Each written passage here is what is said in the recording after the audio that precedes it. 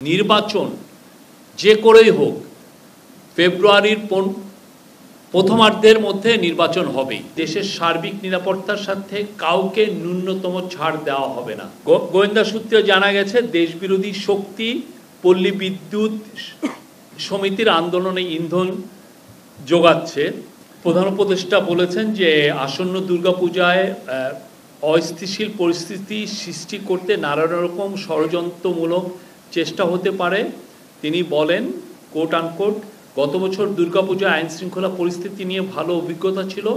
গত বছর অভিজ্ঞতার জন্য এবছরও কাজে লাগাতে পারি এবং উনি জোর দিয়েছেন যাতে এবার নিরাপত্তা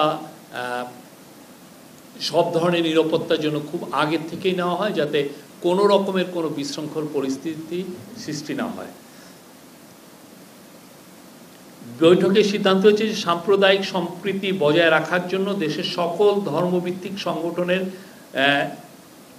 সাথে বৈঠকের জন্য ধর্ম মন্ত্রণালয়কে নির্দেশ দেওয়া হয়েছে। ধর্ম অ্যাডভাইজার অতি শীঘ্রই বিভিন্ন গ্রুপের সাথে কথা বলবেন।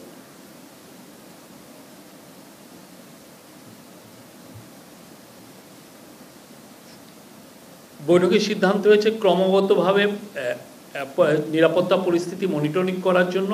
এই জন্য নিরাপত্তা বাহিনীগুলোর মধ্যে কোঅর্ডিনেশন বাড়ানোর কথা বলা হয়েছে এবং যে কোনো পরিস্থিতি মোকাবেলায় প্রশাসনের আগাম প্রস্তুতি রাখতে হবে।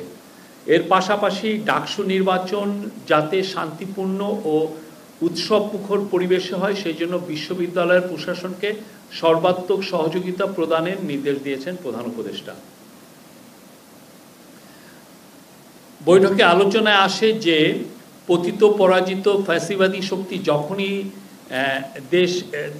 দেখছে যে দেশ নির্বাচনের দিকে এগিয়ে যাচ্ছে এবং এই জুলাইয়ের হত্যাযজ্ঞের সাথে জড়িতদের বিচার প্রক্রিয়া দ্রুত এগোচ্ছে, ততই তারা ডেসপারেট এবং বেপরোয়া হয়ে পড়ছে। এর ফলে তারা দেশের সার্বিক শান্তি শৃঙ্খলা বিনষ্ট করার জন্য, গণতান্ত্রিক অগ্রযাত্রাকে ব্যাহত করার জন্য সকল শক্তি নিয়ে মাঠে নামছে। এটা এখন আইন শৃঙ্খলা পরিস্থিতি নয়, এটা একটা জাতীয় নিরাপত্তা ইস্যু হয়ে দাঁড়িয়েছে। বৈঠকে বলা হয় যে দেশের সার্বিক নিরাপত্তার সাথে কাউকে ন্যূনতম ছাড় দেওয়া হবে না। সরকার মনে করে দেশের স্বার্থে জনগণের সাথে সকল পলিটিক্যাল পার্টির ঐক্যবদ্ধ থাকা প্রয়োজন। এই ছিল আজকের মিটিংয়ের মূল সারাংশ। বদলিকৃতদের পূর্বের জায়গায় ফিরিয়ে নেয়ার প্রক্রিয়া শুরু হয়েছে। সাময়িক বরখাস্ত আদেশগুলো পরীক্ষা করা হচ্ছে। এমত অবস্থায় পল্লী বিদ্যুৎ সমিতির কর্মকর্তাদের কর্মবিরতির কোনো প্রয়োজন নাই, ইন্টারিম গভর্নমেন্ট মনে করে। গোয়েন্দা সূত্রে জানা গেছে দেশবিরোধী শক্তি পল্লী বিদ্যুৎ সমিতির আন্দোলনে ইন্ধন দিচ্ছে। সরকার এদের বিরুদ্ধে ব্যবস্থা নিচ্ছে। শান্তিপূর্ণ আন্দোলন বিষয়ে সরকার সহনশীল, কিন্তু বিদ্যুৎ সরবরাহ বা গ্রাহক সেবা ব্যাহত হলে সরকার কঠিন ব্যবস্থা নিতে বাধ্য হবে। বিদ্যুৎ সরবরাহ বা গ্রাহক সেবা ব্যাহত হলে সরকার কঠিন ব্যবস্থা নিতে বাধ্য হবে। আর আপনারা জানেন গত শুক্রবারে রাজবাড়িতে একটি অপ্রীতিকর ন্যাক্কারজনক একটা ঘটনা ঘটেছে। সরকার আইন শৃঙ্খলা পরিস্থিতি যাতে উন্নতি হয় তার জন্য সর্বাত্মক কাজ করে যাচ্ছে। আপনাদের বুঝতে হবে যে এই অগাস্ট 5-এর পরে মোর দেন 1615টার মতো ঘটনা ঘটেছে, প্রোটেস্ট বা বিভিন্ন আপনি অন অ্যান এভারেজ প্রতিদিন 4টা করে ইনসিডেন্ট ঘটেছে বা প্রোটেস্ট ঘটেছে সব মিলিয়ে। তার মধ্যে 600টা ছিল এডুকেশন মিনিস্ট্রি সংক্রান্ত। এই প্রত্যেকটা জিনিস, এই যে একটা আপনি বিপ্লবোত্তর যে ঘটনা, একটা বিপ্লবের পরে মানুষের মধ্যে যে এক্সপেকটেশনটা তৈরি হয়েছে, সেখান থেকে দেখা যাচ্ছে যে সবাই প্রোটেস্ট করছেন, সবাই তাদের দাবি দাওয়া নিয়ে রাস্তায় আসছেন, সবাই তাদের কারো না কারো প্রত্যেকটা গ্রুপে। কারণ 15টা বছর অনেকে যেহেতু আগের গভর্নমেন্ট রিপ্রেসিভ ছিল এবং আগের গভর্নমেন্ট ব্রুটালি এই সমস্ত জিনিস ক্র্যাকডাউন, এই সমস্ত প্রোটেস্টকে ক্র্যাকডাউন করেছে, এখন সবাই প্রোটেস্ট করছেন, সবাই তাদের দাবি দাওয়াগুলো এই গভর্নমেন্টের সময় আনছেন। তা এই গভর্নমেন্ট যথেষ্ট এবং আইনশৃঙ্খলা বাহিনী যথেষ্ট ধৈর্যের সাথে এই বিষয়গুলোকে মোকাবেলা করছে। আমরা চেষ্টা করছি এবং আজকের মিটিংয়েও বলা হয়েছে যে নির্বাচন যে করেই হোক ফেব্রুয়ারির প্রথমার্ধের মধ্যে নির্বাচন হবেই। পৃথিবীর কোনো শক্তি নাই এই নির্বাচনকে ঠেকাতে পারে।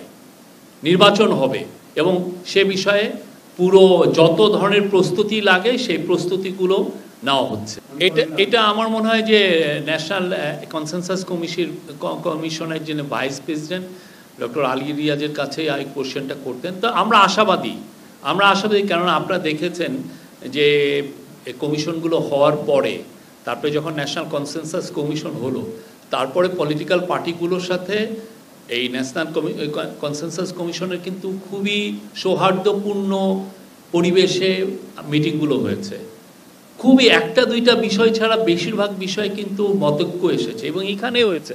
আপনারা দেখেছেন প্রতিদিন পলিটিক্যাল পার্টিগুলো দিনের শেষে আপনাদেরকে তারা ব্রিফিংও করেছেন। বাংলাদেশের ইতিহাসে এটা একটা বিরল ঘটনা যে আগে আপনারা জানতেন যে বিদেশের থেকে উড়িয়ে নিয়ে আসা হতো তারাঙ্ককে, জিমি কার্টারকে, হ্যাঁ, এমন কেউ নেই এসে তারা এই জিনিসগুলো মিডিয়েট করতেন। তো এখানে দেখা যাচ্ছে যে আমরা এই ন্যাশনাল কনসেনসাস কমিশনের সাথে সবগুলো পার্টি কথাবার্তা বলেছেন, বেশিরভাগ ক্ষেত্রেই কনসেনসাস এসছে এবং আমরা আশা করি আমাদের পলিটিক্যাল পার্টিগুলো যে ম্যাচুরিটি শো করেছেন, যে ধৈর্যর পরিচয় দিয়েছেন, তারা ঠিকই এই সামনের দিনগুলোতে আরও তারা এই একই এক্সাম্পল সেট করবেন। আপনি রাজনৈতিক ঐক্যমত্যের কথা বলছেন, সর্বদলীয় কোনো মিটিং করবেন কিনা? এটা নিয়ে তো অনেকগুলো মিটিং তো অলরেডি চিফ অ্যাডভাইজার করেছেন। উনি তো কন্টিনিউয়াস ডায়ালগের মধ্যেই আছেন পলিটিক্যাল পার্টিগুলোর সাথে, প্রায়ই তো করা হচ্ছে। এইটা বারবার, আর ন্যাশনাল কনসেনসাস কমিশন তো এই গভর্নমেন্টেরই নাকি, তারা তো গভর্নমেন্টকে রিপ্রেজেন্ট, তারা তো এই পলিটিক্যাল পার্টিগুলোর সাথে সবসময় কথা বলছেন না। প্রত্যেকটা এটা তো ন্যাক্কারজনক ঘটনা যদি ঘটে তো সরকারের এটা দায়িত্ব একটা নিন্দা জানানো। এটা একটা যে কোনো গভর্নমেন্টের, যে কোনো দেশের যে কোনো গভর্নমেন্টের যে কোনো ঘটনা যেটাকে নিন্দা জানানো উচিত, সেটা তো একটা গভর্নমেন্টের একটা দায়িত্বের মধ্যে পড়ে। আর আপনি যদি মনে করেন যে না আমরা এই ঘটনাগুলো কেন হচ্ছে সেটা যদি বলতে চান, তাহলে তো উনি তো বললেন যে রাজবাড়ির ঘটনায় ডিসি এই যে কমিটির সাথে 2 দফা মিটিং করেছেন, টিএনও সেভারাল টাইমস তাদের সাথে কথা বলেছেন। এখন স্থানীয় পর্যায়ে তাদের সাথে বারবার মিটিং করা হচ্ছে। তারা প্রেস ক্লাবে যে ওনারা তাদের কমিটমেন্টেরও কথা বলেছেন যে তারা তাদের যে বিক্ষোভ এটা শান্তিপূর্ণ রাখবেন। এখন যদি তারপরে যে তারা এই ঘটনাটা ঘটলো, এখন এই ঘটনাটা তো খুবই বলবো যে ন্যাক্কারজনক একটা ঘটনা। তো এটা তো গভর্নমেন্টের এটা একটা দায়িত্বের মধ্যে পড়ে যে সে এটাকে নিন্দা করবে। সে গভর্নমেন্ট এই জায়গাটা তো এটা তার বলিষ্ঠ, তার যে কণ্ঠ এটা তো বলতে হবে। আর অ্যাকশন কি প্রত্যেকটা ঘটনায় আমরা অ্যাকশন নিচ্ছি, এমন না যে বসে থাকা হচ্ছে। নূরের ঘটনায় আপনারা জানেন আমরা ঘোষণা দিয়েছি যে একটা ইনভেস্টিগেটিভ কমিটি হয়েছে। তো তারা ইনভেস্টিগেট করে দেখবে যে ঘটনাটা কোথায়, কিভাবে হলো, কার এইখানে দোষ ছিল, কেন এই ঘটনাটা ঘটলো, সবই তো দেখা হচ্ছে। আর ইয়ের ক্ষেত্রে অলরেডি 7 জন অ্যারেস্ট হয়েছে এবং তারা এই রাজবাড়ির ক্ষেত্রে 7 জন অ্যারেস্টেড হয়েছেন উনি বললেন, এবং যারা যারা এইটায় জড়িত সবাইকে আইনের আওতায় আনা হবে। গোয়েন্দা সংস্থার কাছে তথ্য ছিল কিনা এটা আপনি কিভাবে বললেন? তো ওই গোয়েন্দা সংস্থা তাদের কাজগুলো ঠিক মতো করছে এবং সেই আলোকেই দেখেন স্থানীয় রাজবাড়ি প্রশাসন তাদের সাথে কয়েক দফা, ডিসি 2 দফা মিটিং করেছেন, টিওনও মিটিং করেছেন কয়েক দফা, এমনি সামাজিকভাবে তাদের সাথে মিটিং হয়েছে। তো এটা তো এই মিটিংগুলো কেন হয়েছে? তো এই ধরনের একটা পরিস্থিতি উদ্ভব হতে পারে, সেই জন্য তাদের সাথে বারবার কথা বলা হয়েছে। তারপরে এসে সেই দিনও তারা হঠাৎ করে তারা যেটা পিসফুল ছিলেন সেই জিনিসটা হঠাৎ করে তারা ভায়োলেন্ট হয়ে গেছেন। তো এই জায়গাটা তো এর আগে তো সিরিজ আকারে সেই 25শে অগাস্ট থেকে তাদের সাথে মিটিং হচ্ছে। স্থানীয় প্রশাসন প্রস্তুত ছিল, ওইখানে পুলিশ পাহারায়ও ছিলেন, মিলিটারি গিয়েছিলেন, পুলিশের গাড়ি ওরা ভাঙচুর করেছেন, টিওনোর গাড়ি ভাঙচুর করেছেন। আজকে সবাই এই বিষয়ে অলরেডি নির্দেশ দেওয়া হয়েছে। আমি কিন্তু আমার প্রথমে ওপেনিং রিমার্কসে এটা বলেছি যে, এবং আমাদের ধর্ম অ্যাডভাইজার যারা আমাদের ধর্মীয় গ্রুপ যারা আছেন সবার সাথে কথা বলবেন। এটাই তো বললাম আপনাকে যে এটা নিয়ে 2টা কমিটি হয়েছে। কমিটিতে তাদের রিপোর্টের ভিত্তিতে কার্যক্রম গ্রহণ করা অলরেডি শুরু করা হয়েছে। বদলিকৃতদের পূর্বের জায়গায় ফিরিয়ে নেওয়ার প্রক্রিয়া শুরু হয়েছে এবং সাময়িক বরখাস্ত আদেশগুলো পরীক্ষা করা হচ্ছে। তো এগুলো তো অলরেডি আমরা কাজ করছি এগুলো নিয়ে। আর এই অবস্থায় আমরা মনে করি পল্লী বিদ্যুৎ সমিতির কর্মকর্তাদের কর্মবিরতির কোনো প্রয়োজন নাই।